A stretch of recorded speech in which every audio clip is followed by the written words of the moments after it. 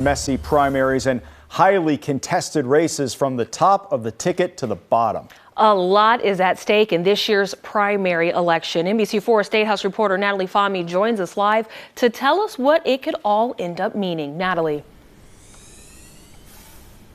Sarah, Jared, from races here at the State House to the U.S. Senate Republican primary, experts say there's lots to keep in mind when you head to the polls.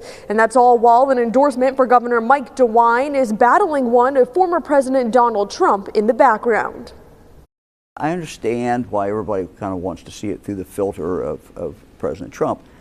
But for me, that's not the issue. There's a three-way Republican primary for U.S. Senate. Between Donald Trump endorsed Bernie Moreno, Governor Mike DeWine endorsed Matt Dolan, and Secretary of State Frank LaRose. Trump endorsement brings out the primary base of the Republican Party in ways that a DeWine endorsement simply can't. That's Professor of History and National Security Chair Christopher McKnight-Nichols. He tells me he would be very surprised if Moreno lost, especially given Trump's endorsement, and recent polling backs that up. It looks like he's on a trajectory to win significantly. At the State House, 30 Republican primaries and 12 Democratic primaries will be contested. 19 of the Republican primaries involve an incumbent. I don't think I've seen it quite like this before. Nichols says specifically on the Republican side, the difference between who wins those could mean a shift in the way things operate at the State House. And what would that mean for attempts to legislate in a bipartisan way? And what would it mean in terms of thinking about more extreme legislation?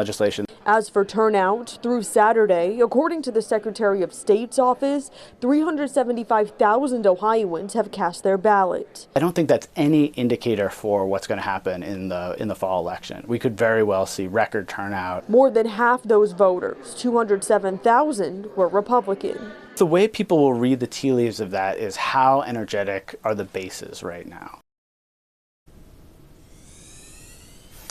Nichols tells me this primary may also indicate what issues Ohioans care about and set the stage for some campaign messaging heading into the fall. Local for you at the State House, I'm Natalie Fahmy, NBC4. Natalie, thank you. This reminder, NBC4 is your local election headquarters. We have everything you need to know about Tuesday's primary election. That's posted at NBC4i.com/election.